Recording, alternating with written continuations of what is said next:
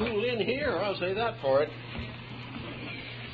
It's working. Usually it goes out on this kind of weather. Well, we have an interesting problem today. And, of course, it's one of those situations that will never be solved to everyone's satisfaction.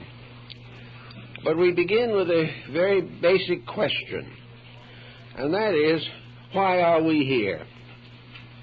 What is humanity's reason for existence? Well, there are many schools of thought over the periods of time as to why all this happened.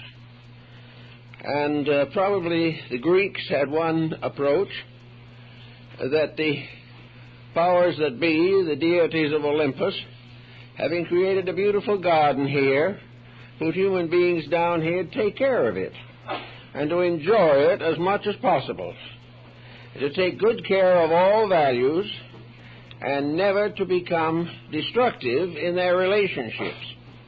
Something went wrong with the plan. A little later, perhaps, Aesop answered the question as to why humanity exists, and he took the position that it was a test of stamina. In other words, the gods had as their principal occupation the casting down of the great and the lifting up of the lowly. Well, that had considerable meaning back in those days, but it isn't as vital now because the lowly do not seem to be coming up as rapidly as they should. So this theory was cast aside. And then we came into the conditions that arose with the Protestant Reformation in Europe. The school children of that time were given a little doggerel to recite. With Adam's fall, we sinned us all. That seemed to take care of everything.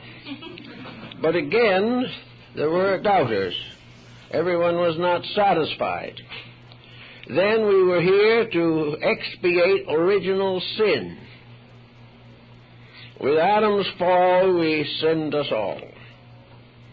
That hasn't retained popularity either. So day by day, different periods and different appointments and different philosophies have worked with the problem. Science, in a sense, has cut the Gordian knot. Scientific point of view seems to be there is no reason. And we are simply a product of a continuing failure of, we might say, the staying of the growth of humanity. In other words, as some of the friars of the Middle Ages said, the only answer to this is that everyone will stop propagating their kind, and in one generation humanity will cease and it will all be over. Well, that had attraction for some, but the outlying districts never came in. And so that was put aside as one of the speculations. So we are left with a series of philosophical and theological explanations and a scientific situation in which it is all biological, and the inevitable expansion of humanity will continue until the planet will no longer protect or carry them. All of these are unsatisfactory answers. And as far as the books are concerned, we probably never will have an answer that everyone agrees on. But we can, with a certain amount of effort, begin to examine things. And that is the reason we have chosen for a subject this morning, an invitation to insight. We must each, in a certain sense at least, solve these problems for ourselves. We must come to our own conclusions as to why things are as they are, and what the chances of their getting better actually can be considered. Well, insight is a combination of the use of resources within the individual. Perhaps the answer to it all is that we were put here to learn how to think, We're to learn how to live well and to reform the mistakes of our own forebears and our own present errors of thinking. Insight depends upon two faculties in the human mental equipment. One is the group of faculties which are called the practical or expressive faculties of observation. We are given the power to observe what is happening in the world around us. We can observe every type of phenomena that exists within the range of our perceptions. We can also go through life observing all these things and coming to no valid solution to anything. In other words, we can see almost everything there is to see. But to most people, what they see does not mean anything, unless it happens to be something they're desperately wanting to see. We do not use the powers of perception which we have in order to find some type of depth dimension in our observations. In other words, we are constantly confronted with lessons, and we are with the same constancy avoiding them, failing to see or accept. We go from day to day living largely upon our own notions. If we like things, they're good. If we do not like them, they're bad. If they require a great deal of thinking, we will pay someone else to do it for us. And as they probably did not know any more than we do, the bill is high and the consequences are very minimal. We do not use the faculties of observation. Everything that happens is more than just a picture moving by. It is a compound of living factors. We see the consequences of badly run business organizations and the sign of bankruptcy that appears finally on the door. But this means nothing to us except somebody went bankrupt. It has no bearing upon our lives. We do not observe the causes, the reasons, and the circumstances associated with the phenomena we observe every day. Now, in addition to this, we have another group of faculties which are called the reflectives. These faculties are the meaning faculties. They are the things that, within our own structure, that induce us to contemplate, to consider, and to philosophize upon the common circumstances of the day. The eyes tell us what's happening. The reflective faculties try to explain to us what these happenings mean to us every day. Evidently, we were supposed to do something in this area, or we would not have been given this allotment of faculties. We would not have powers to see what is happening and to think about what is happening unless these happenings had some meaning, some value beyond what we commonly consider. So in our daily living as private citizens, it is not necessary for us to depend upon any of the grand solutions that solve nothing. It is not necessary to follow any system which is based upon merely attitudes rather than reflections and considerations of facts. Bacon refers to the idols of the marketplace, and this is a very good observation. The marketplace is the common world in which we live. The idols of the marketplace are the attitudes, beliefs, and opinions which we cling to because they are held by those in the marketplace. We feel that the marketplace sets the standard which we must all live by. Whatever is believed by the merchant must be believed by the rest of us. Whatever is important to the man trying to make money is important to the individual who would like to try to make money. And that covers most folks before it's over. But the idols of the marketplace are the attitudes, opinions, legislations, policies, and concepts with which we are constantly bombarded. And these are the idols which are not of any valid significance, but they take the place of ideals. An ideal is a concept that is held with reverence. An idol is something that is worshipped for profit in most cases. So the idols are, we've always done it this way, so we'll keep on doing it. We've had legislations for this, so we'll keep on legislating some more. We have managed to wander through a number of economic crises by old-fashioned policies, so we will continue to wander through, but we won't solve anything. So the idols of the marketplace become the symbols of the practical policies that we are all trying to live by. And for the most part, these policies result in a series of disillusionments.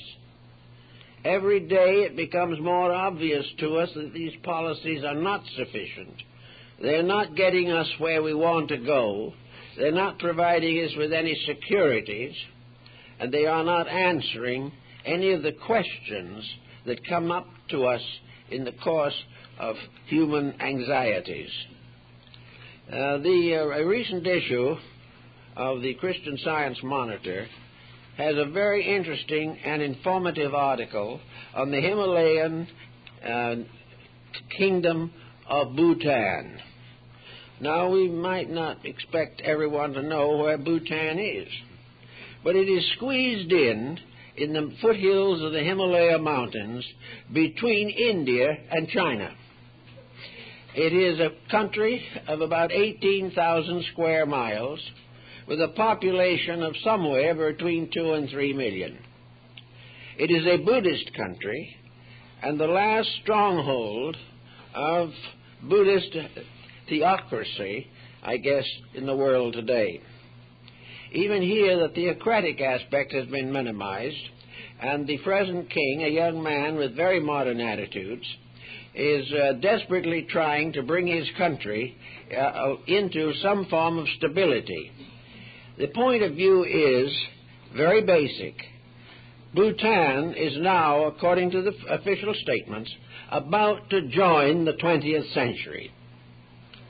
And they're very uncertain as to whether they're going to survive this joint. Because the moment they come into the 20th century, the Chinese have their eye on them on one side, the Hindus have their eye on them on the opposite side, and all nations with importing and exporting interests have both eyes on them. These people lived quietly in a sheltered little kingdom. They had no money to speak of, but they had no poverty, practically, because everyone was equally indigent but comfortable. They were ruled over by a rather benevolent young man who apparently was very much interested in trying to keep the country on its feet. Up to that time, it had been completely ruled by the Buddhist monks, because it was a Buddhist country. These Buddhist monks still have a very great deal to say about the management of the country, but it is now a sort of a mutual agreement between the religious and secular governments. Bringing this country into the modern world is almost like bringing a newborn babe into modern society. Everyone's very happy at the thought, and with a little more serious thinking, everyone starts to worry. And this is true. To meet this emergency, the Bhutanese people have decided to open the country on the India side and are building roads. They have already received grants from various funds for national improvements and so on, and they are trying desperately to establish an enduring state and hold its independence, although they are reasonably certain they can't do it. But at the same time, they are being led now by a very young but very optimistic fellow who is a graduate of the University of California, and he's gone back to help them plan an agricultural expansion program. So there's movement and anxiety and trouble. And this little independent country is gradually recognizing that it is about on the edge of being swallowed up by something bigger than itself, and against which it will have no protection whatsoever. Now, this type of problem makes us wonder a little bit as to the preciousness of entering the 20th century. Very few people have found anything about the century at the moment that is truly enjoyable. We have more than we ever had before, and still want more than we have. We have bought up and taken over in one way or another many independent states, and very few of them are any better off than they were before. They are becoming industrialized, but this is presenting them with another problem. When everybody produces everything, who buys? When we put all the machinery somewhere else for somebody, and he starts manufacturing the goods, who's going to buy it? Can we buy it simply because we put the machinery in? We're already making more of it ourselves than we know what to do with. So all this progress seems to be under the general heading of Bacon's Idols of the Marketplace. The marketplace is world economics. The marketplace is buy, sell, barter. And the marketplace reserves its greatest benefits for those who are able to dominate on the economic level. So we sit back and we think about all these things, and we try to bring these faculties of our own minds into focus to see what we can make it mean, how we are going to interpret and understand the world that we live in. Well, one of the first things we're going to have to do is to escape from the hypnosis of the marketplace. We're going to have to begin to do our own thinking, whether it be good, bad, or indifferent. We are individuals. Each human being has the potential of improving in knowledge and insights. He has the right to fulfill a destiny which will fulfill the faculties that he already possesses. He is capable of more than he is doing. He is capable of solid thinking, but is too lazy, too frightened, or too selfish to do it. He is capable of solving at least his own problems, but instead of that, everything is turned over to governments which seldom, if ever, succeed in solving anything. Therefore, more and more survival for the individual depends upon dependence upon his own inner resources. He is going to have to know in his own mind what his job is, why he is here, and what he's going to do about it. Now, it's not a case of getting all this out of textbooks. This is one of our difficulties. This, again, is part of the story of the marketplace. Our textbooks are all geared to agree with existing policies which themselves have failed. We are being told again and again the importance of doing things as we always have done them. But gradually we wear the policy so thin that it falls apart in our hands. There is very little creative thinking being done, because there are very few people who want to do it, and there are very few who want to listen if anyone else does it. So, out of it all, there comes the important problem of taking care of ourselves. Not in a selfish sense, not in an egocentric way, but we have been given at birth a body from the infinite. We have been placed here by a power beyond ourselves. And it is our moral duty to do what we can to make this gift that has come, ourselves, make this gift important to the world in which we live. It's not who is going to be the next dictator. It's not the political advancement of the individual that we are primarily considering.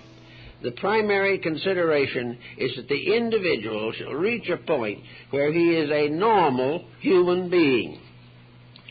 Now, we have two words that we often use interchangeably, normal and average.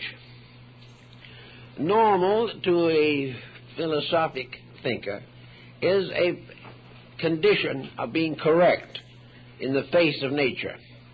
A normal person is one who is keeping the rules of the game, the rules that are bigger than himself and bigger than any human being.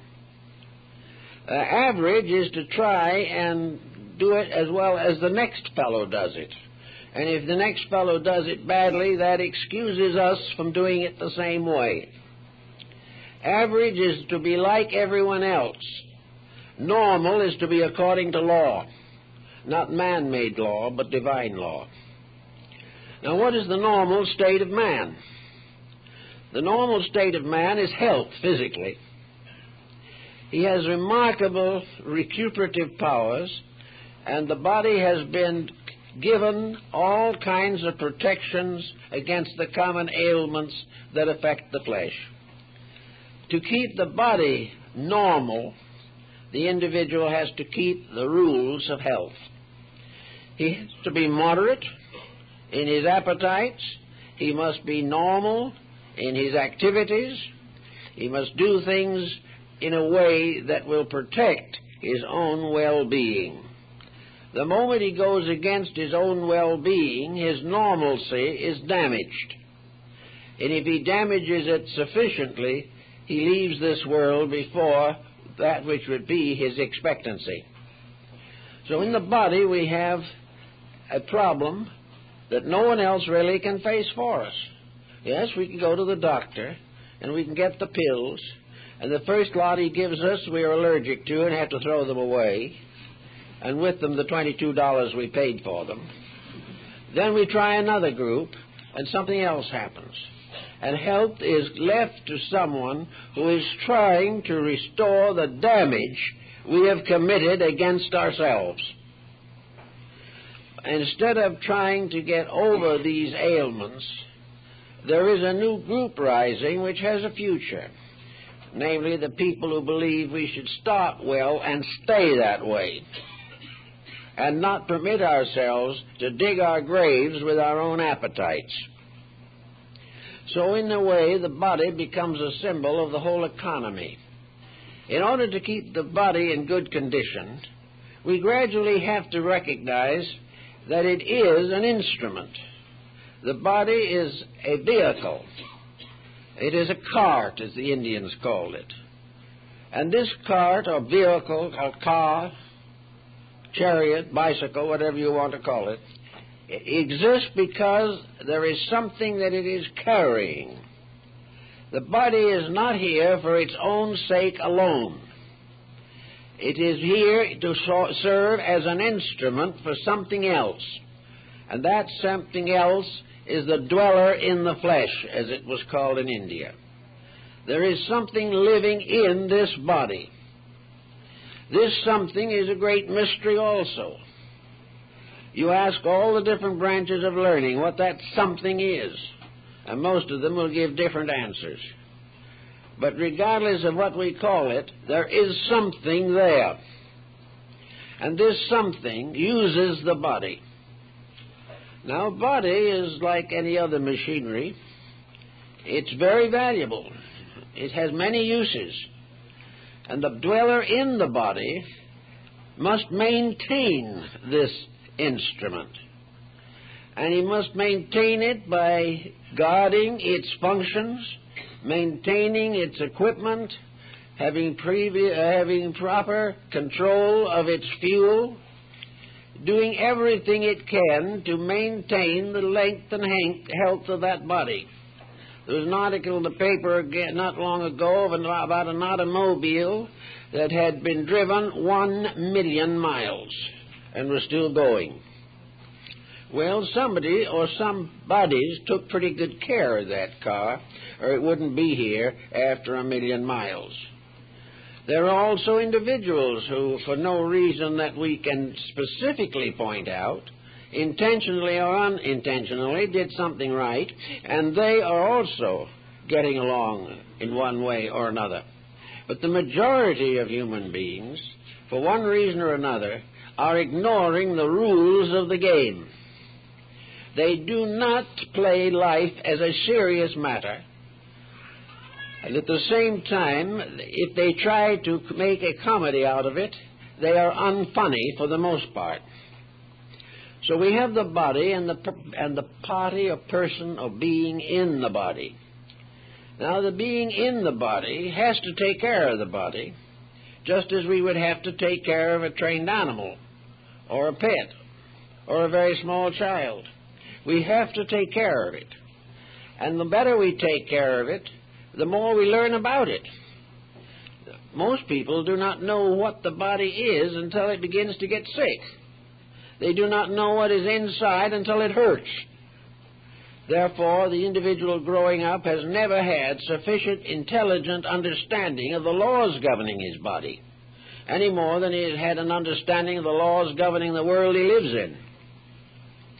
But he can learn, and he can learn by observation and reflection. He can learn by noting what he does and the consequences. And if the consequences are unpleasant, he doesn't have to do that thing again. He can be completely indifferent, as in the case of the alcoholic or the narcotics addict. He can simply destroy himself. But this is a very sad thing to have happen, for it has taken millions of years to bring the human being to his present biological efficiency, and the individual himself can destroy all in 5 or 10 years of bad habits. Actually, nature, therefore, has a way of punishing the body if it is not well cared for. The punishment is to the flesh, but the inconvenience is to the dweller in the flesh. The body of itself cannot really complain except through pain, but the dweller in the body can see high projects, great purposes, noble aspirations go to pieces if the body becomes ill. Now, we have another kind of body, the environment in which we live. The environment determines largely whether a body is going to be properly maintained. And what are we doing to the environment? We are polluting it to our heart's content. We are doing everything we can to gradually make the planet uninhabitable. And we go quietly on our way, absolutely indifferent, assuming, of course, that whatever does happen won't be happening while we're still here. But one of these days, it's going to happen while we're still here. So the body having its needs, the person in the body looks around to find out how to handle these needs. It tries in every way possible to improve health. And today we probably have a greater emphasis upon health than ever before in modern history. People are trying exercise, diets, nutrition, everything in the order to improve health. And this is a very commendable point of view. But pills are expensive, all these things are costly. And why improve health if the individual himself is not going to do anything with his health? If health is just simply going to allow him to drift along, making all those false decisions he did before, wasting time, and finally, anyway, descending into the inevitable darkness at the end. If health is worthwhile, it's because it helps people to do things that are important in themselves. A life of significant activity. A life in which we are not living simply to take care of the body, but we take care of the body simply because it makes it possible for us to fulfill a human destiny. So we then go on to the emotional side of life. And here we find a serious situation because at this time, apparently, humanity is largely adolescent. Here pressures and problems arise on every hand. Here hates and fears flow forth from almost every part of existence.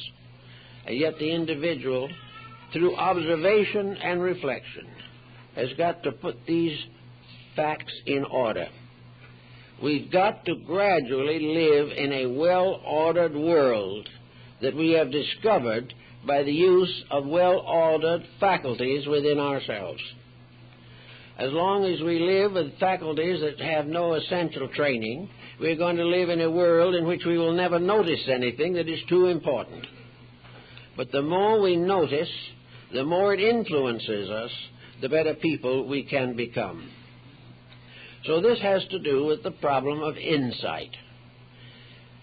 Insight sort of suggests inner sight, but we are not referring to a clairvoyant faculty. Insight is the result of the faculties with which we are normally equipped being used in the way they are supposed to be used, so that everything that happens has meaning, moral significance, intellectual value, and spiritual authority.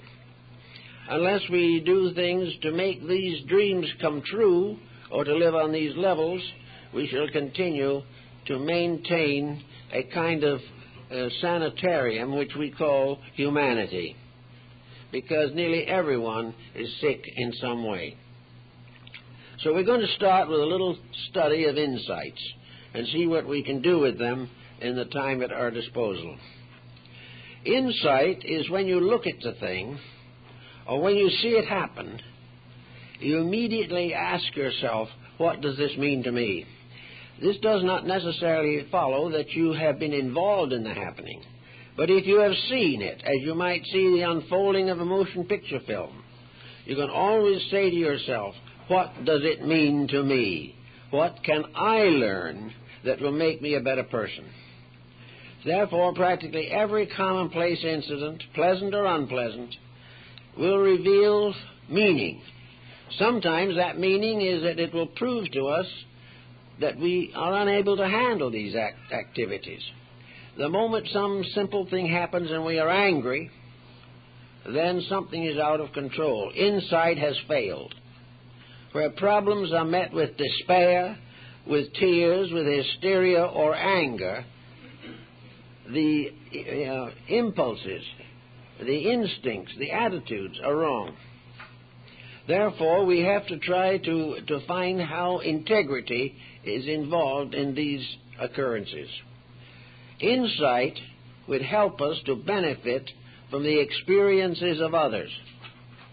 And if our insight is strong enough, our insight will help other people to benefit from what we can do to straighten out or clarify problems in their experience.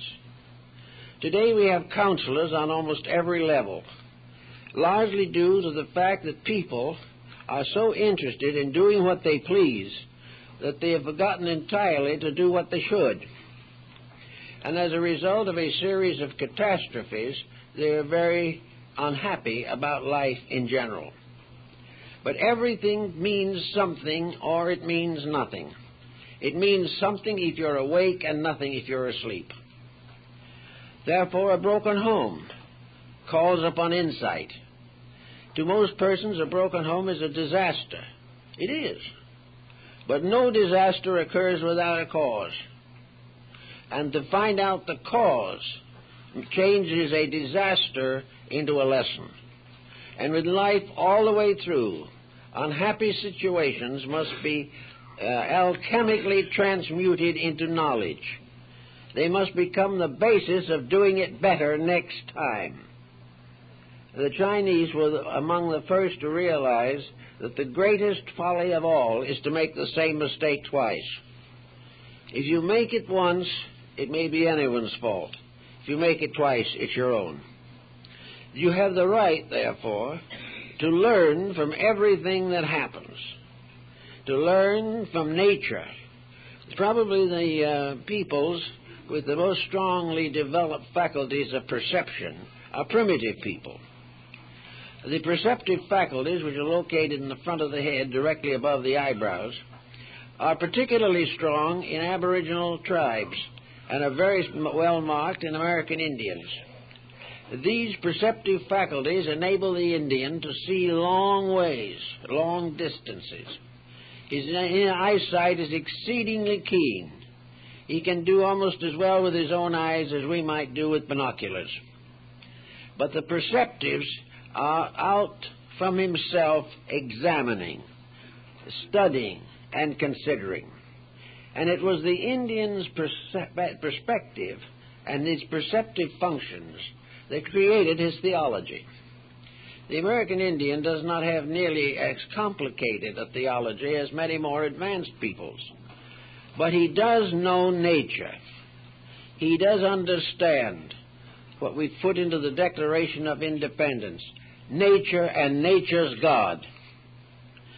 And perceptives have for us this meaning: nature's God. Everything that we see has meaning in terms of nature.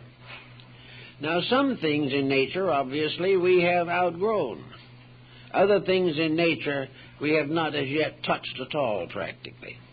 But around us, all kinds of natural things are happening, and each one of us is entitled to learn from them, and not to be ashamed to copy the wisdom of simple life or simple creatures who have highly specialized faculties which we have neglected. So we begin by trying to understand the very basic factors of the world in which we live. So we look out some morning, or any morning when we wake up, and we see an environment. We know we are in a community, large or small, maybe a farming community, maybe a great metropolitan center. But we are looking out upon a world as it is. But we seldom, if ever, pause to try to figure out what that world means. We are going out into something which perhaps we do not approve of, something we do not understand how it got there in the first place, and we do not know where it is going to go. We can think perhaps that we'll hold out until Social Security sets in, and when about that time there's a question as to whether there will be any Social Security or not. Everything is tied up into a pattern of circumstances. Now, if our forefathers, a grandfather, a great-grandfather was in this spot, he would act differently. Not because he was more learned, but because he had something we're gradually losing, and that is a sense of personal security. He was of the mind that he would make it work. He would make things do. He would fulfill things in a natural way. He would protect values. One of the things that our ancestors always did was to put away something for a rainy day. For most of the older generation, frugality was a virtue. The individual did not overspend himself. He maintained control of his attitudes and his emotions and did that which was well within common sense for him. He would not live beyond his means. He would not spend everything he had on things he really didn't want. He would not be lifted and moved and twisted and turned by the fashions and avarices of his time. He was therefore a fairly solid citizen and generally died with enough money to pay for his funeral. This was a way of life. These people were not dumb. They were not ignorant of values, but they lived very close to basic values. And these basic values can still be lived. It is not necessary for anybody to be foolish, even in a generation of extreme folly. Each person can regulate his own affairs with integrity if he so desires. But what is going to make him desire? Well, he is going to find out by his observations and his reflections the rewards for the various paths that he might take. He is going to know what the probabilities are of any act that he commits. He is going to look around him and see bankruptcies due to extravagance.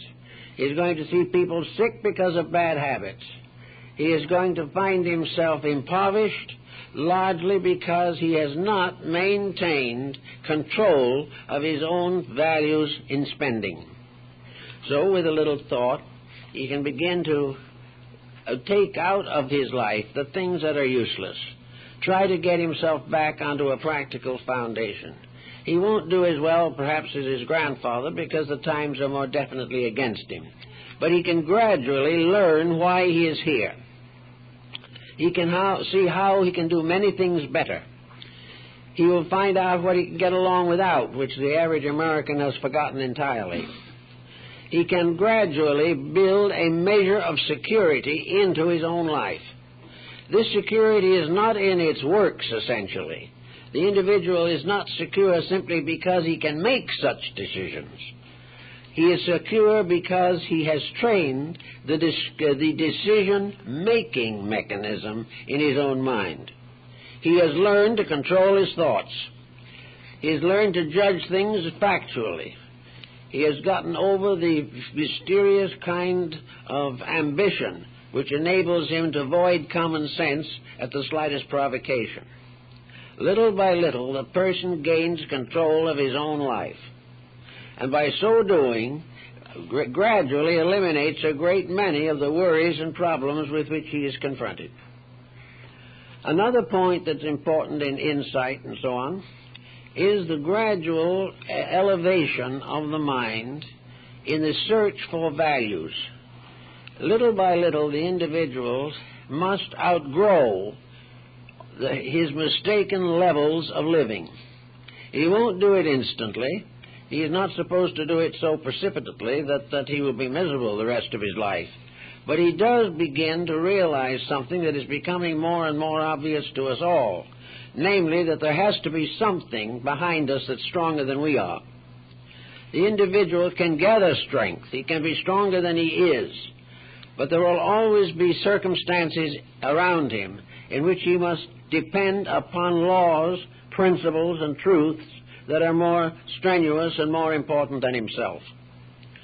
Consequently, from the very experiences of insight, from the very testimonies of perception and reflection, the individual begins to see the dim shadow of the world deity, to discover that somewhere out there is a power that can veto any decision made by man. This is something we have not been willing to accept. We have not been willing to allow that there is something that will catch up with us when we make too many mistakes. We can make some mistakes as children and have minor reprimands, but a world, an individual, a society, a cosmos cannot break its own rules without finally receiving the big veto. Something is going to force the correction of that which breaks the rules. Now, some believe that the rules are eternal, that there never was a time when these rules were created.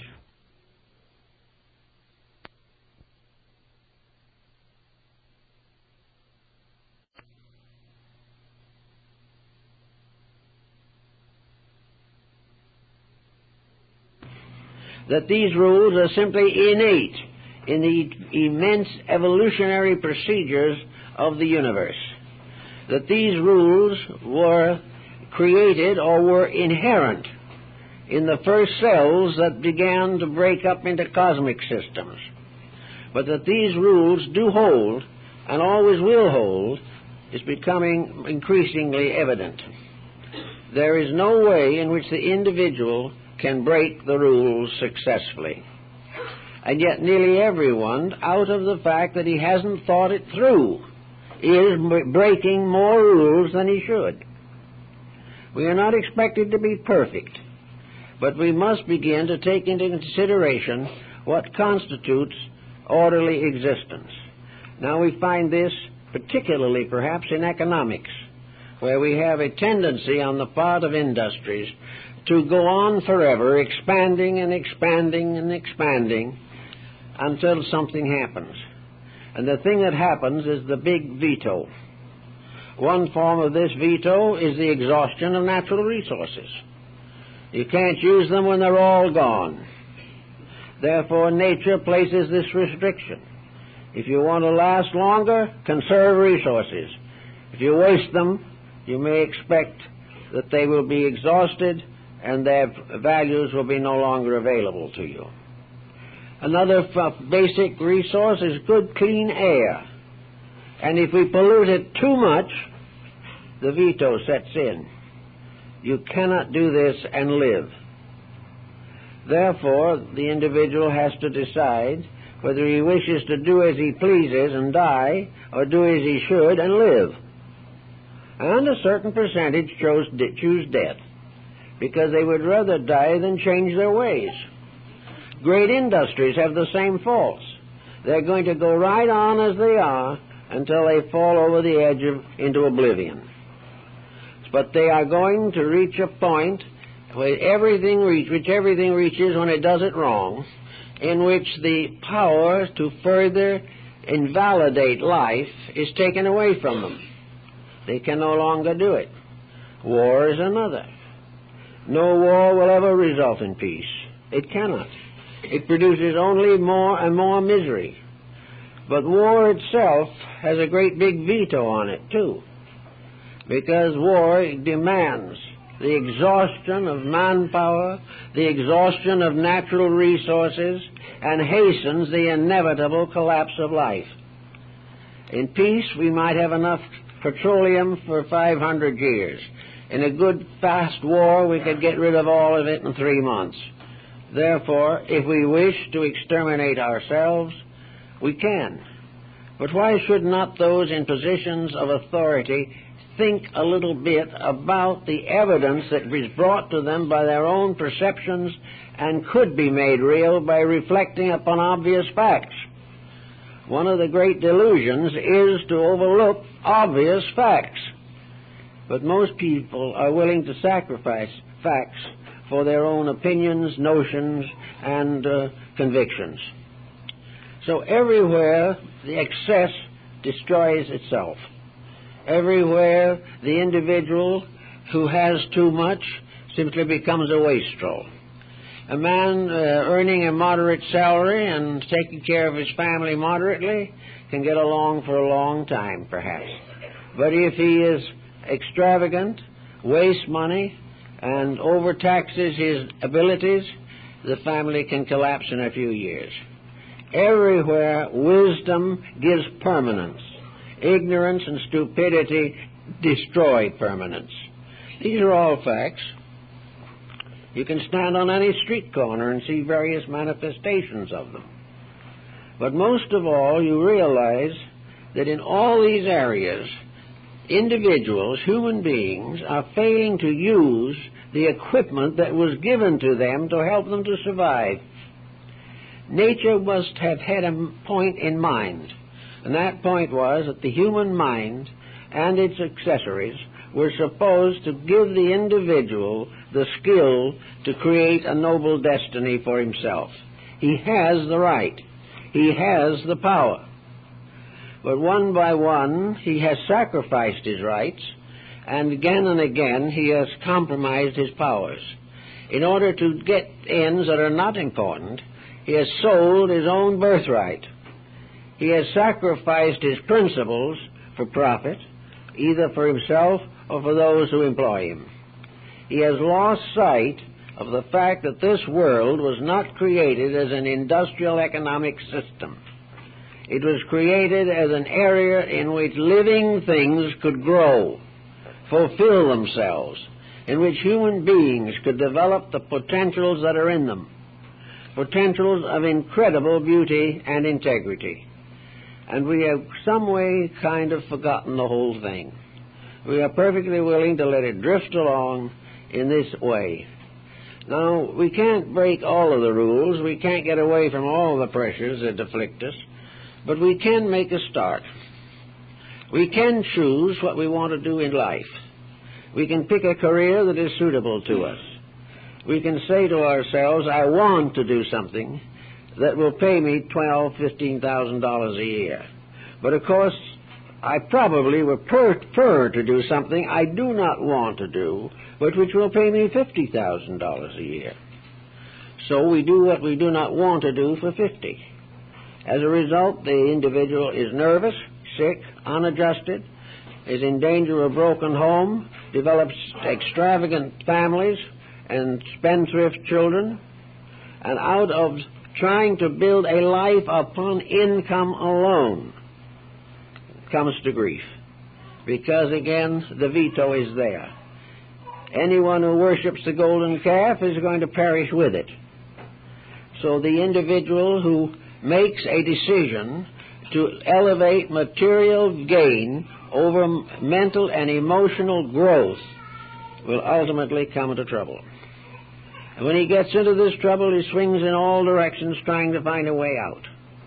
but he cannot find the way out as long as he wants to cling to the things that cause the trouble. So many people can choose more wisely the things they want to do. And, strangely enough, as you may have noticed, it is that the decision is not as serious as you may think, because the thing you thought you wanted to do that would give you the big salary may be bankrupt in 5 years, whereas a steady, sincere occupation, particularly if it has social significance, may go on from one generation to another without end. Everything that is inflated deflates. But the long problem involving the continuing needs of humanity, this type of thing will go on. But that which caters only to the wants of humanity is in very fragile condition.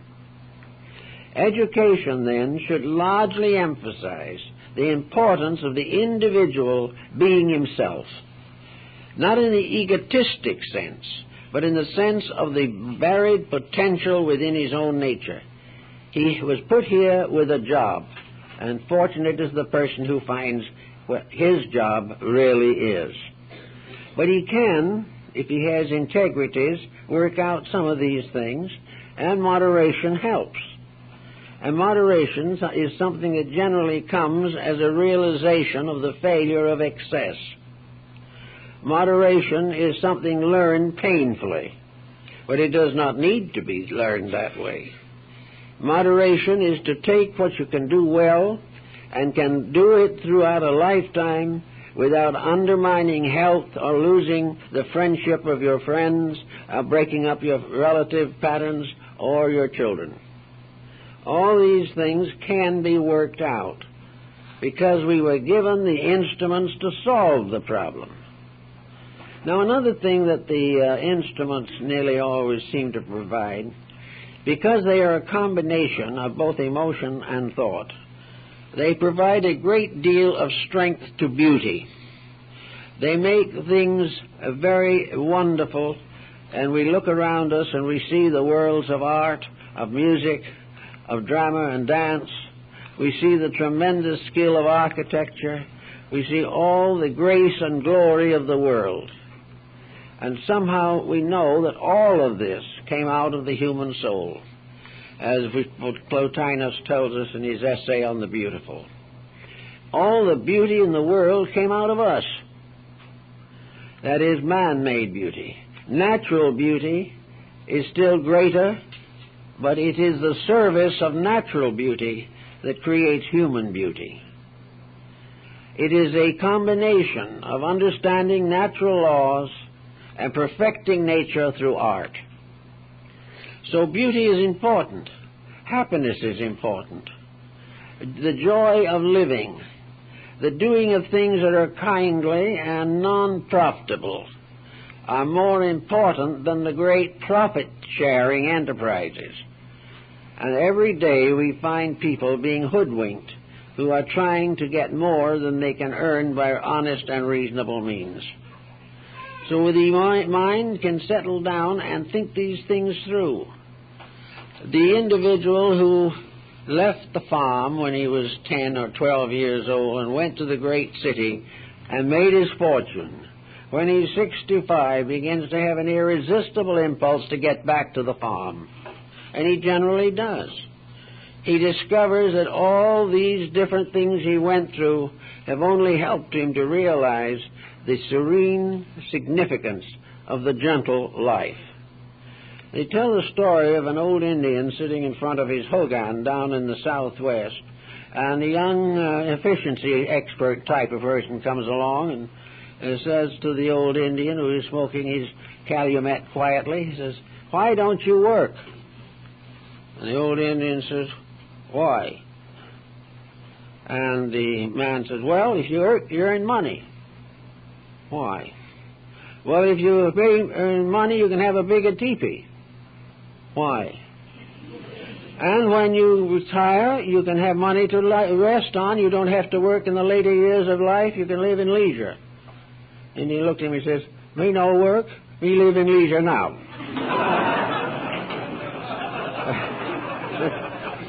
Well, that's an Indian point of view, but there is a certain modicum of integrity behind it. That we are all trying desperately to do things that really do not add up to much when we get them done. So we have a lot of jobs in this world that need doing. Jobs that have to do with making this a more beautiful world, to make a world that is healthier, a world that is better morally and ethically. And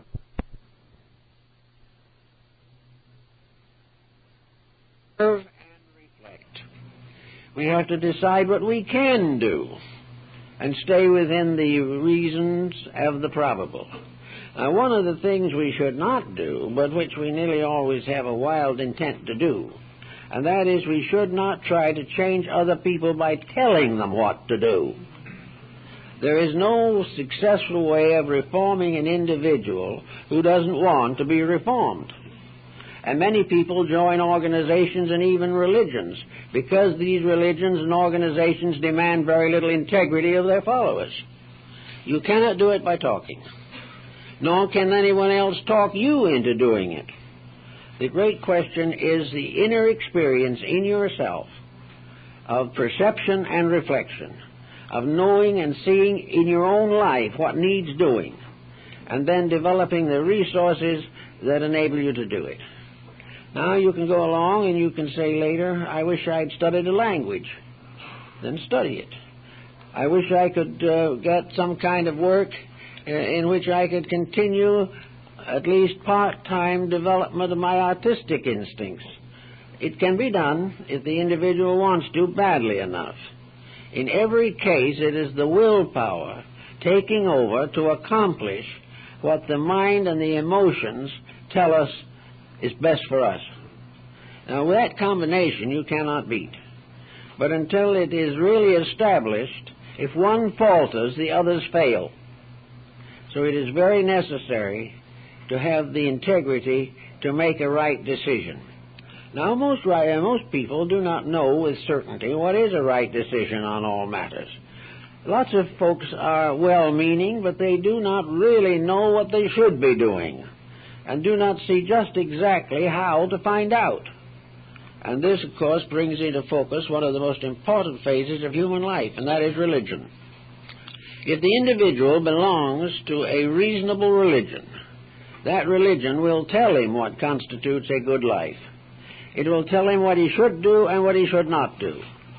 It will tell him about the Golden Rule and the Ten Commandments. It will help him to discover what the greatest minds the world has ever known have established as working principles upon which to build life career. Now, it doesn't follow that you have to believe or accept all of these different doctrines of faith. But if you look around you in society using your perceptives and your reflectives, you will find that most of these great systems of faith have stood the test of time because they have been supported by irrefutable evidence. We know, basically, that we should not kill. We know, basically, that we should not steal. And wherever we kill, we're in trouble, and wherever we steal, we're in trouble. And whether we're caught or not is not the important point. To break the principle of integrity in ourselves is to get into trouble. Many people have wandered away from their religions or compromised them simply because they've accepted the religion as a creed. Some have moved from difficult faiths to simple ones. A few have moved in the opposite direction. But the proof of that, again, is through the use of the perceptive and reflective faculties in your own constitution. It is not very long, or take very long, or very difficult to find out that thou shalt not kill is a pretty good law. You can look around you in every direction, national, social, economic, industrial, political. And destruction is not good. And the power that destroys ultimately destroys itself. So these principles can be supported not by the dogmas of a religion, but by the very faculties that man possesses within himself. He can see these things. And if he cannot see them, it is simply because he hasn't looked for them, or because he had some attitude in himself and closed his eyes when they came along. These laws and rules are obvious, and we cannot escape their inevitability. We cannot escape the importance and ability to face practically all the rules of life. Perhaps first and most of all, that we have to have an enduring faith in some great power, the power that created these things. And if you open your eyes and listen and think, you will see that the universe in which we live was not created by a fumbler. It was not created without understanding, insight, and consciousness superior to anything that we know. So whatever it was that created it and created us, it's a good idea to obey its rules, to try if possible to glorify rather than desecrate that which has been given to us. So religion can help us to put a foundation under things. But most of all, it helps us to tell what direction to look in order to find the rules working. Through the rules that are working, we can see in history, in science, in theology, politics, education, in industry. In all of these systems, the rule breakers are always in trouble. And no matter how glorious and wonderful and spectacular an area is, in the long run it crumbles and leaves everybody worse off. It is therefore possible for the individual to quietly sit down and decide in his own mind, not by the aid of the textbooks, not by political systems, not by atheistic scholars, but determine for himself what he believes about the source of his own existence. Because it's his own existence he's thinking about. It's the source of this that is of the most immediate concern to himself. Can he understand the reason for his own being? What is he? Why is he? How is he? And he has to somehow decide that type of question in order to get the power to perceive and reflect upon what is happening around him. Once he gets his rules straight and uses his faculties to observe their function in society, he is on comparatively safe ground. Many people make misstatements, but nature makes few mistakes. And whatever nature ordains, that is correct. And whatever man discovers to be the laws governing natural procedure, those laws are the safest things to stay with that we know.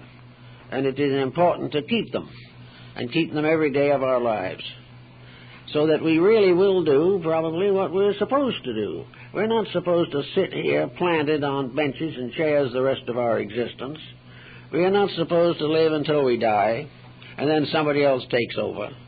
We are much more important than this, without being egocentrically important. We are growing things, revealing and releasing a power of the divine through ourselves. We are trying desperately to be the good children of the eternal plan. We want to know something about the divinity that dwells within us. We want to know how we can serve that, and how we can grow in grace and greatness, truly, by obeying the very basic humanitarian rules of existence. And somehow out of it all, we know the answer lies that there will be no solution to this until we really experience the oneness of all religious beliefs and the brotherhood of all peoples, of all races, all nations, and all persuasions. The unified world can endure. The divided world will perish. We have already divided it and subdivided it time and time again. One dictator after another has strutted across the stage, and still the end is not yet. And now it seems that this mammoth process of trying to destroy the inalienable rights of human beings is going on a higher tempo than ever before. But actually, all of it depends upon a kind of subtle acceptance, the individual passing over it lightly because it's advantageous to him at the moment to make the most he can of the contracts that these situations set up. But we cannot validate this attitude. So we can become again like children. Children love everything and are always asking questions. They're always amazed and full of wonder. They are always living in a world of great potential, great possibility, and they have a strange and sometimes unreasonable respect for their elders. These children are physical children. We are mental and emotional children. We are not truly mature. When a mature person comes along, we generally assassinate them because we do not know how to handle the situation. We are still growing through a period of extreme egotism when we think we know more than there is to know, and an extreme selfishness in which we want to get more than there is to get. These factors are damaging us, and will damage us as long as we endure them. So whenever the opportunity comes for the individual to support something that is going in the right direction, this is important. If he has the opportunity to change his own point of view and be better than he is now, it is his duty. Because after all, we also like to think of something else. We like to think that the human being has an immortality, that the human being is not something that is going to lie down in the grave and die forever. Many people who have short thinking on these subjects like to assume it makes very little difference because we're going to be dead and that's that. Now, if we use perspective thinking and receptive thinking, we are going to realize that there's something wrong with our attitude toward the continuity of ourselves. No intelligent providence will create something, place it in a condition of constant stress, demand something from it more than is normally expected, and then at the time of age and old weakness of faculties, simply destroy this thing. There is simply no reason for the existence of the human being if you tuck him away in forest lawn forever. This is not reasonable. Nothing in nature dies.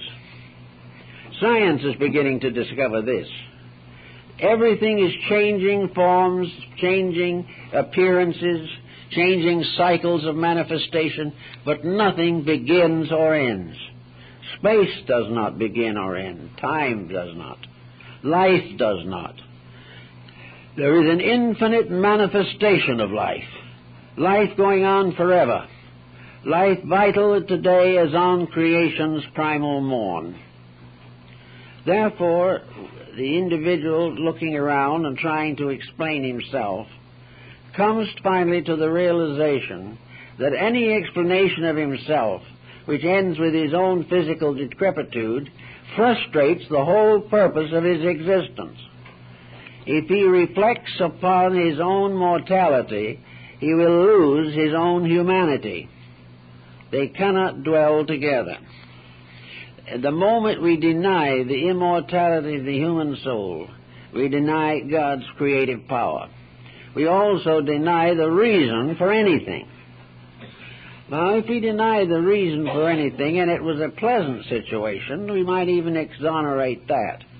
If things here were wonderful and happy, we might be say, well, I'm satisfied, I've had my span. But with things very difficult here, there seems to be no reason why we should assume that a physical life consummates our growth, releases our potentials, fulfills our destiny, or glorifies the divine power that created us. So out of the problems of thoughtfulness and reflection upon phenomena, reflection upon that which is perceived, comes the recognition of the immortality of the human soul. It has existed from the dawn of time. It is one of man's first adventures, was the discovery of the eternality of himself. So if we are actually this eternal beings, then we have all the more reason to recognize the infinite potential of growth. If we are really human beings, we're in a kind of school. And in this school there are many grades. And we cannot say I finished my education because I graduated from kindergarten cum laude. I know that there are cases now where they are giving cap and gown to puppy dogs that have fulfilled their training requirements. But this is not just exactly what we need at the moment, most of all. What we need is to realize that we're always graduating from something, but to graduate from almost anything we know is to enter in the first grade of something else. The individual who has graduated from the ordinary ways of life is challenged instantly by a greater way of life. And the fulfillment of any step that we take is the first step towards something better. Therefore, we are eternally growing. This makes another important contribution to our well-being, and that is long-range thinking.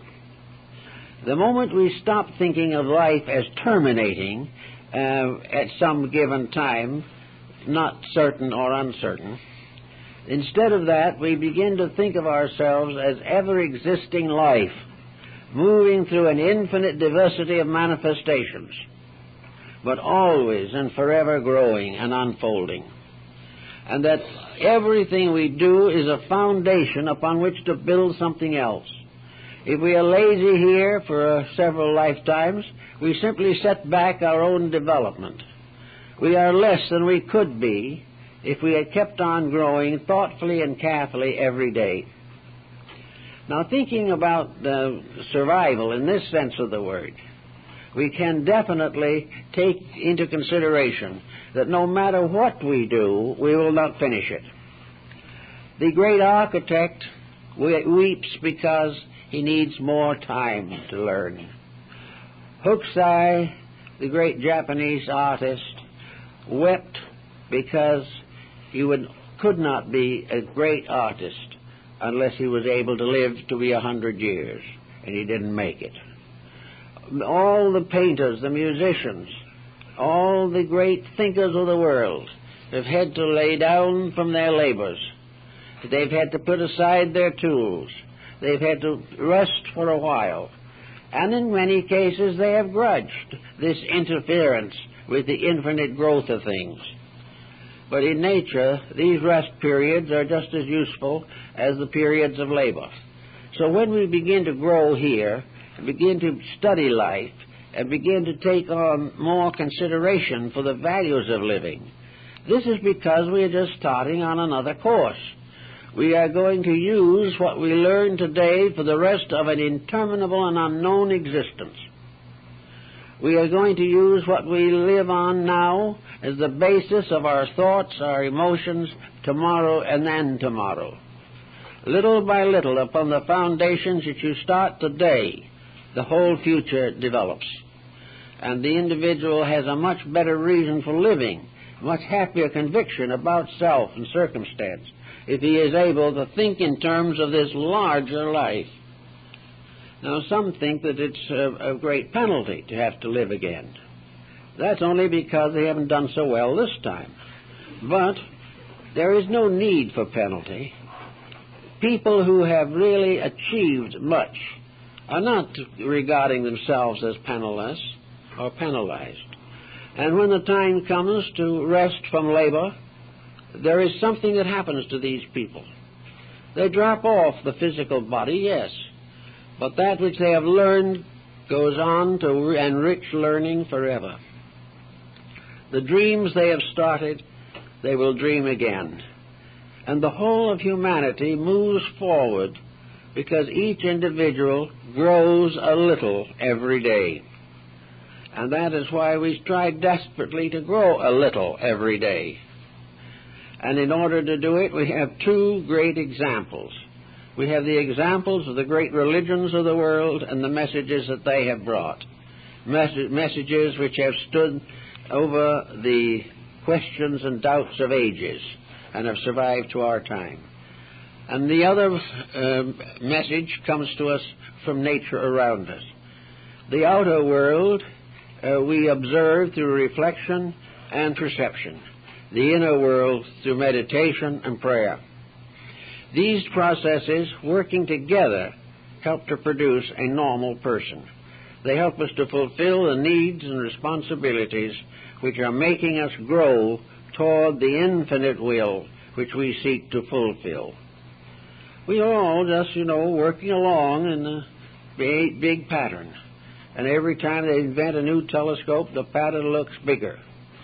But the pattern out there isn't as big as it looks, strangely enough, because the pattern out there is not in conflict with itself. What we see through the telescope is getting along all right. It is fulfilling its purpose. We don't hear any reports coming to us of great social objections from anywhere. There is no evidence that the universe is mad at itself or anything of that nature. It is fulfilling. It is going on. And therefore, the whole story of nature, whether it be in mathematics or physics or biology, the whole story is one of law forever fulfilling itself. And therefore, and essentially, it's very simple. It is simply truth expressing itself in its own way. Man, however, is a little more complicated. He doesn't see these things. He doesn't see this clear flow of realities through the environment in which he lives. They're there, but he doesn't see them. And he cannot force other people to see them. But he can begin to discover for himself his own place in everlastingness. The Egyptians referred to this condition beyond what we know as everlastingness, that which goes on and on and on. And while most of us live here in time, we were created originally to be fulfilled in everlastingness. And everlastingness means the joy of growing forever, the joy of learning more every day, the joy of loving more sincerely and deeply every day, until finally we come to that end in which all virtues are one, and all virtues rest in an unknown but eternal power which we can never understand until we are returned to it in complete union and foreverness. But we always have an opportunity just every day to learn a new lesson. We can learn it from the neighbor and the gardener. We can learn it from the merchant and the shopkeeper. We can learn it in the car. We can learn it anywhere. There are always lessons to learn, and they all point in the same direction, that the individual must fulfill himself, must do all that he can to be that self which is locked within him. And if he succeeds in doing that and fulfilling his own proper place in the divine plan, he'll come out all right. He may have a few bumps and a few scars before he gets there, but he will realize that he is the master of his own destiny. He is the captain of his own soul, and it is up to him to start to steer this vessel of himself toward the ultimate harbor which we are all seeking to find. If we do these things thoughtfully and wisely and lovingly, we'll get along all right. Oh, thanks a lot.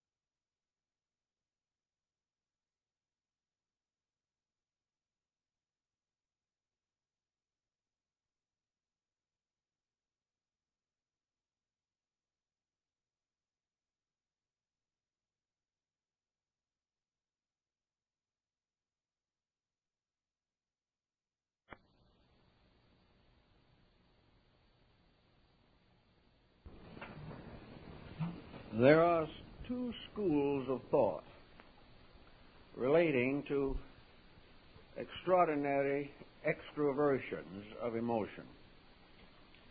One school teaches that the individual should correct these things in himself and not burden society with them. The other school, which has a large following today, takes the ground that whatever we feel, we should say. If we don't like something, we should complain bitterly. And if we regard ourselves as injured or abused, we should retaliate in every way possible. This is sort of extroversion. A good example of it is the modern terrorist movements in various nations. They are the ones who feel that a complaint should be aired in its full meaning and dignity. This may be a way that appeals to persons who are not especially thoughtful. But I think that the wiser part of mankind has always explained the matter as something that should be worked over, contained, and transmuted within the life and character of the person himself.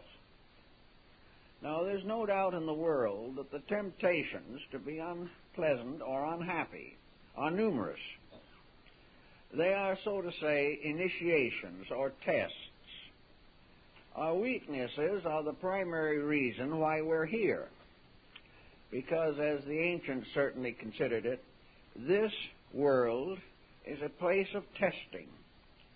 It is a sphere in which we have the privilege of exhibiting the best of our own conduct, and most of all, the privilege of solving problems without unusual disturbance. Actually, to many folks, the problem of anger is one of those difficult pressures of the personality which are difficult indeed to transmute or to control.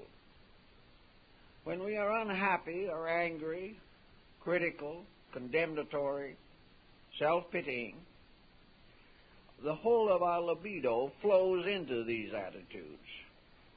We seem to have no resistance to them.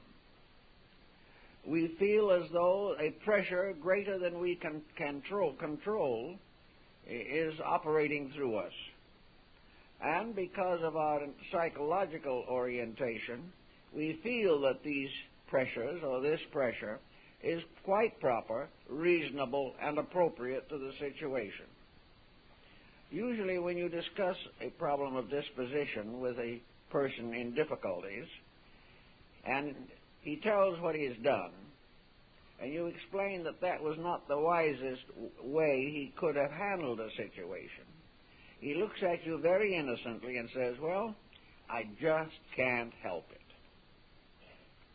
And most of our troubles, to a measure at least, come under the conviction that we just cannot help being ourselves. Now, it's somewhat difficult to assume that ourselves, in the best sense of the term, have bad dispositions. They do not. The internal life of man is sustained by law and order. The person themselves is never in a condition in which they cannot control their own feelings. That is, unless a distinct pathology exists. The real answer is that self-discipline is a tedious frustration of our feelings. We do not like to assume that it is our responsibility to act better than we feel. But the answer, of course, lies in the control of the way we feel, and not a control of the tongue or of some external factor of communication. We have to realize also that all dispositional inconsistencies are penalized. No matter how we approach the situation, it becomes obvious that nature wishes us to have good dispositions. And if we fail to meet nature's wish in this matter, nature has a way of enforcing its attitude or its policy in connection with human life. The body itself, the physical body, is usually the primary victim of emotional intemperance. The body is damaged by any unreasonable, stressful, negative expression of emotion. Now, nature tells us in a very simple way that this damage is inevitable, regardless of the motives which are impelling a wrong attitude. We may feel perfectly confident that our position is correct, but if our disposition is not under control, various after effects are very serious. For example, a person who has high blood pressure and a bad temper is compounding a difficulty. Under the stress of emotion, the high blood pressure can result in irreparable damage to the heart or the brain. The fact that the emotion seems to be justified does not prevent the damage. Nature, therefore, is not to be bribed by some apology, by some personal interpretation of feelings which are contrary to natural law. The law of nature is very simple and direct. Human beings must live together in peace or perish. This is obvious on a political level. It is obvious in the psychological pressures of nations, and it is equally obvious in the home or within the actual physical structure of the human being. Nearly all of the discordant political factions that are disturbing us today feel that they have legitimate grievances. They have been wronged, injured, slighted sometime along the way of history. Sometimes the damage was done centuries ago. In other cases, it appears to be contemporary. But whatever be the historical background for the situation, the fact remains that any failure of internal composure is likely to thrust a major disaster upon mankind. Various attempts have been made to estimate the effect of emotional pressure on the individual. Delicate mechanisms are now available in which these pressures can be recorded, estimated, and diagnosed. They also occur frequently in psychological counseling. And a sincere and honest counselor realizes that he cannot change the disposition of another person. He can advise change. He can perhaps give some useful suggestions as to how this change can be accomplished. But if the person involved resolves not to change or lacks the strength of character to make a correction possible, the condition remains. So in this particular problem this morning, we wanted to handle or consider some of the personal factors. We can see the larger picture around us, where enmities, antagonisms, jealousies, mutually justified, have carried us into the brink of a disaster. We must find the same situation within ourselves. It has been assumed with some validity that the average person is born with a good disposition. Small children are, for the most part, delightful little creatures. They live in a world of wonders beyond our comprehension. They have an internal life which is difficult for us to estimate or understand. Occasionally, by nature, we will get a personality that is congenitally difficult. But for the most part, the small person is amenable to reason and wishes to live pleasantly and happily. What happens then to make this increasingly difficult? Obviously, the first immediate experience of the child is in the home.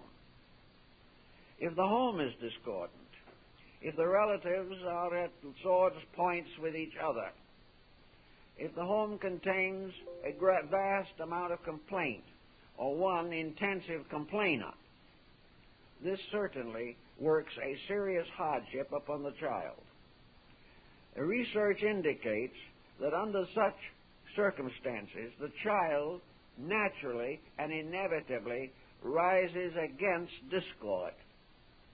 It is expressed through tears, sometimes by hysteria.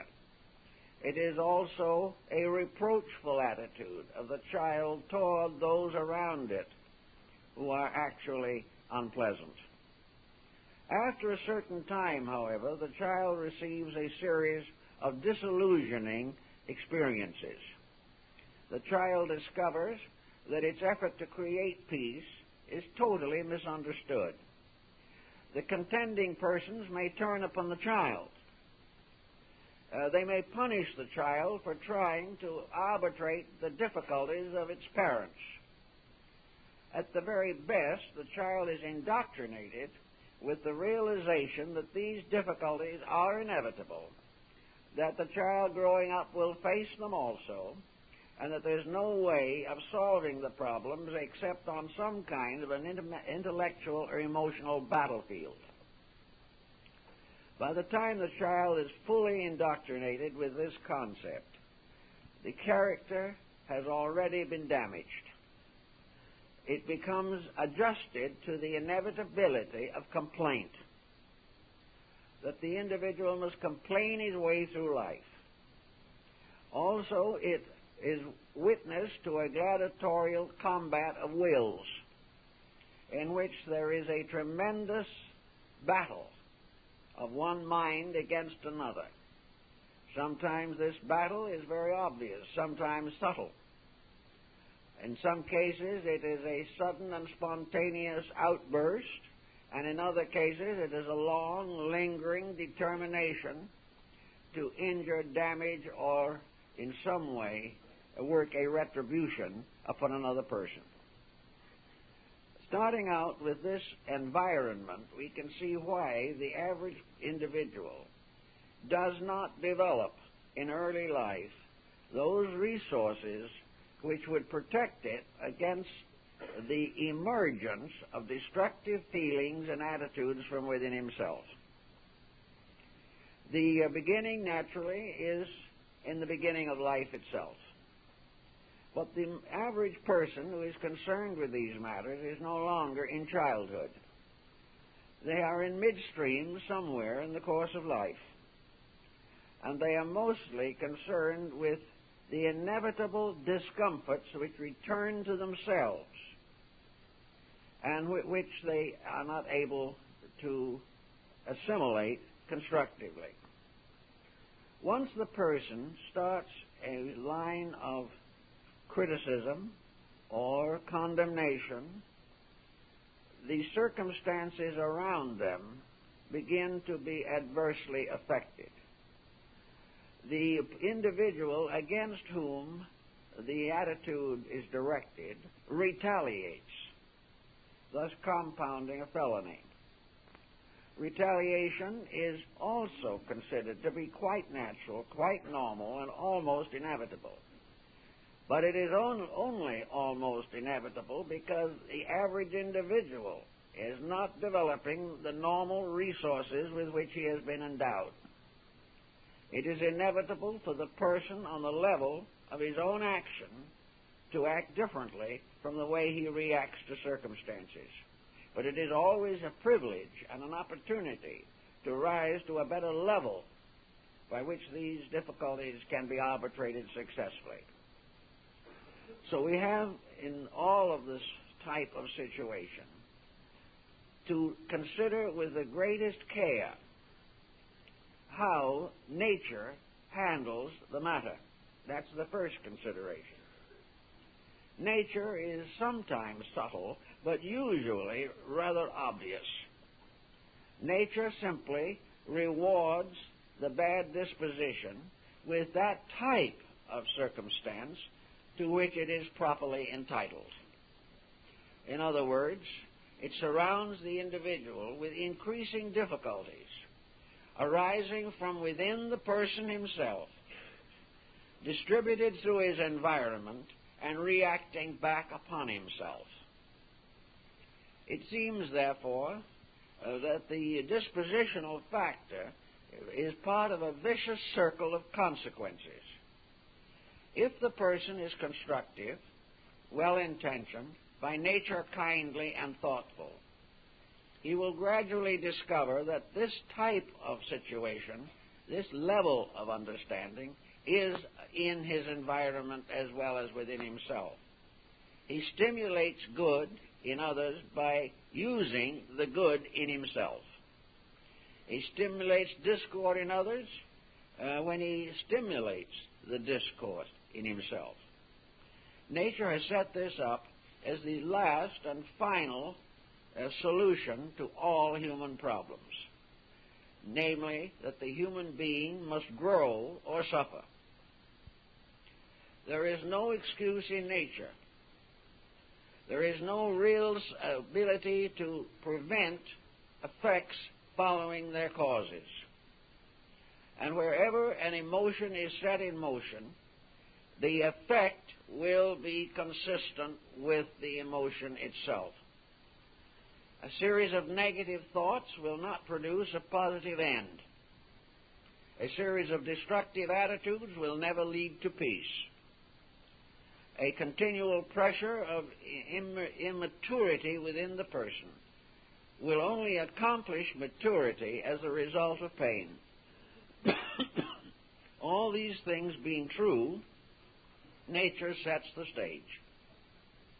Nature tells us what we can do and has given us great codes of law and revelation to guide us in this search for internal integrity. We have the Golden Rule. We have the Sermon on the Mount. We are told in all religions to not only love our friends, but to do good to those who despitefully use us. This last part is not so frequently quoted, because in many instances where the person claims to be devoutly religious, he never can quite get around to forgiving his enemy. If we go a little further into the matter, and we recognize that this is the way that nature works, then we begin to study the forms of punishment, which nature affects or inflicts upon those who disobey its rule. A bad disposition or lack of control nearly always becomes habit-forming. Very few individuals in the course of life have only one bad moment. These moments increase gradually as we permit them to dominate our attitudes. What it might be at first a brief hysteria or a sudden and dynamic conflict becomes a policy. Little by little, the whole mind not only nurses its grievances, but begins to look for more grievances. Not satisfied with the difficulties that it has, it goes out and discovers or invents further difficulties. By the time a person with a bad temper has indulged this for, say, 20, 30 years, it is no longer a person with a bad temper. It is a bad temper to which a person is appended. The temper becomes the important factor. It is the temper that becomes alive. and the person becomes only a servant of it.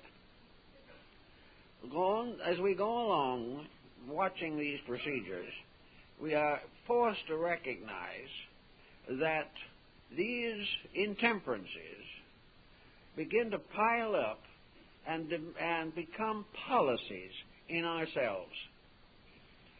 I know cases of people who have come to me who admit under pressure that they have wrecked 3 homes with their own bad dispositions. They knew what caused it, or at least had a theoretical concept of it, but the new home went the same way. They were never able to actually vitalize remedy. They vitalized the difficulty, but never the solution. So we find that anger begets anger. It becomes more common. And the individual who tries to extrovert through this type of emotion finds that he is called upon to do so more and more frequently. And he can become an addict to his own disposition, with damage to all concerned. Another problem that arises is the inevitable reaction of vibratory pressures within the person.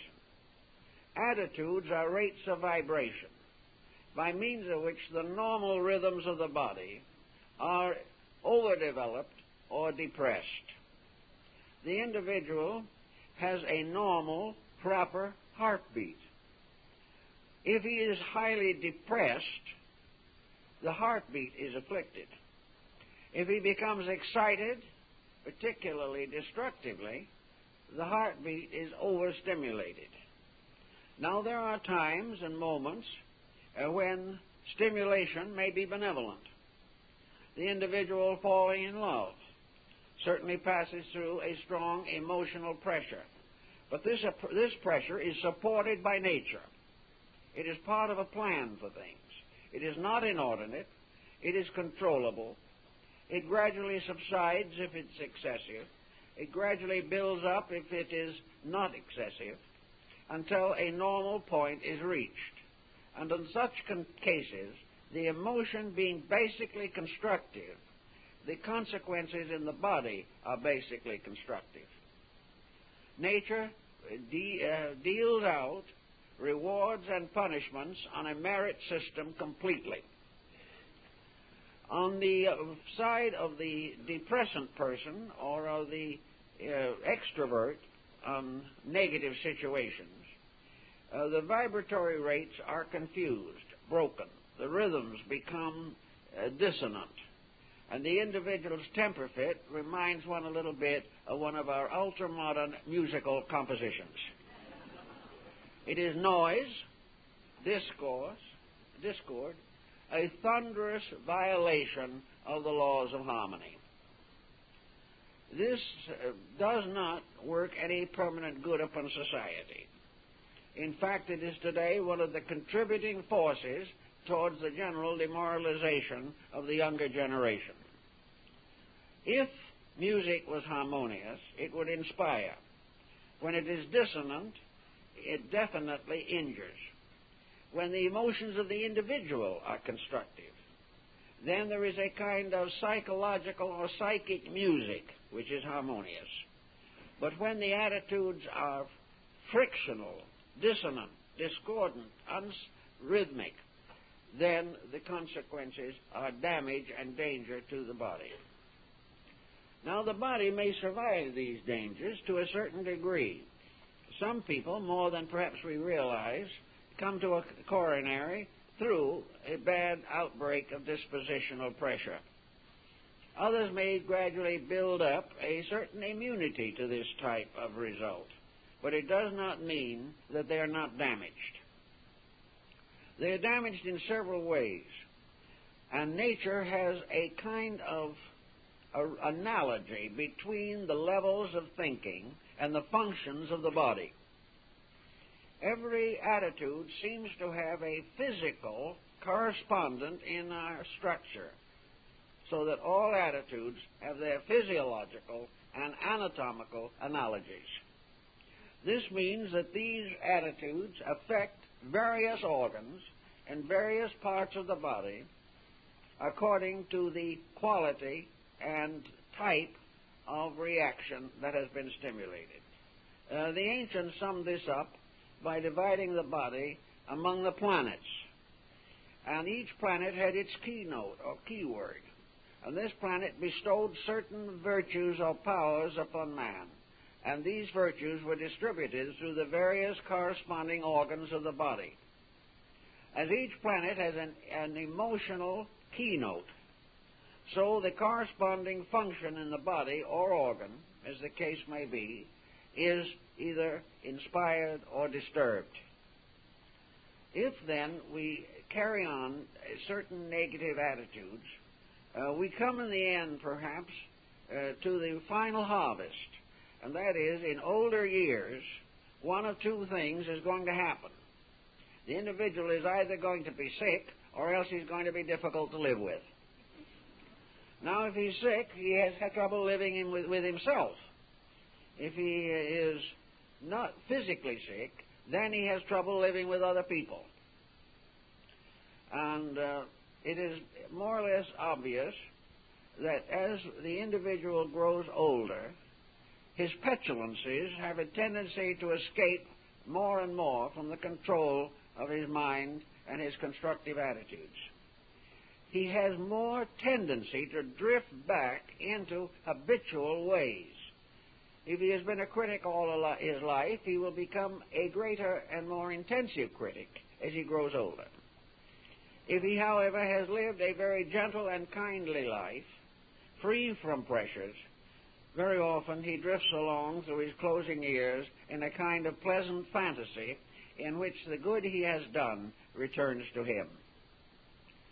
This type of reaction is important. It's not so important to the teenager or the person in their early 20s, but the person who must live with the consequences of the effect of disposition upon function sometimes has a rather bad time of it. And even under the best conditions, with the complete patience of other people, there is loneliness, there is a certain kind of isolation, there is a failure of friendships, there is a more or less fatalistic sense of despair that arises as the consequence of living out an inadequate psychology of life. Now, one of the basic remedies, of course, for all of this is religion. Religion, by its own nature, is twofold, and we must try to understand that where religion is an inclusive spiritual conviction that deals with principles and the proper manifestation of these principles, it is the most constructive force in the life of the person. If his religion, however, is in conflict, if he is more or less a religious fanatic, if he limits his spiritual viewpoint to some inadequate creed which demands nothing of himself except allegiance, he will then perhaps gain nothing and even lose some of the values he would naturally have. Religion, in substance, then, gives the person a relationship with life. A truly religious person who believes in God cannot believe in violence. He may feel, of course, that in nature around him there is violence. But he must also realize that because within himself there is a divine principle, that it is not necessary that he accept violence as a way of life or permit it to emerge from himself as a way of character or living. Actually, faith in a divine principle of good has a strong tendency to transmute the feelings of personal grievance. If God is in his heavens and the God in man is normally functioning, the individual has no need to fall into despondencies or irritations or aggravations or recriminations. He has a right to recognize that there is a divine plan And religion is truly obedience to that plan and not membership in a sect. And if the religion says, love your neighbor, you love your neighbor. If religion says, love your enemy, you love your enemy. But usually at this point, piety breaks down. The individual cannot resist the inclination to return evil for evil. As the old Greeks pointed out, an evil plus an evil equals two evils. They do not in any way neutralize each other. This being true, the whole thing seems to come right back to the fact that we should sit down and say to ourselves, do I want to be happy? Had I rather be happy than miserable? Had I rather be loved than either feared or hated? I would rather be a good friend to my own family and to the families of others than a competitor, one way or another trying to be a domestic politician. Would I rather have good health in which to enjoy my years, or would I prefer to see my health gradually disappear? And if I have good health, in spite of a bad disposition, do I want my life simply to be longer in order that I can have the bad disposition a little longer? These are decisions that each person has to make. They cannot be made by another. But nature gives us inspiration to make the constructive decisions. The poets, the philosophers, the mystics of all time have described in words and visions the good way of life. And in all instances, they have declared that the real way is peace. Peace in yourself. Peace on earth and goodwill to men. Goodwill to others is, of course, almost always under the pressure of anger. When we become angry, goodwill to others evaporates. And we live very largely for that triumphant moment when we have had a victory over an adversary. People who win a negative debate sometimes have the most happy look on their faces that you can imagine.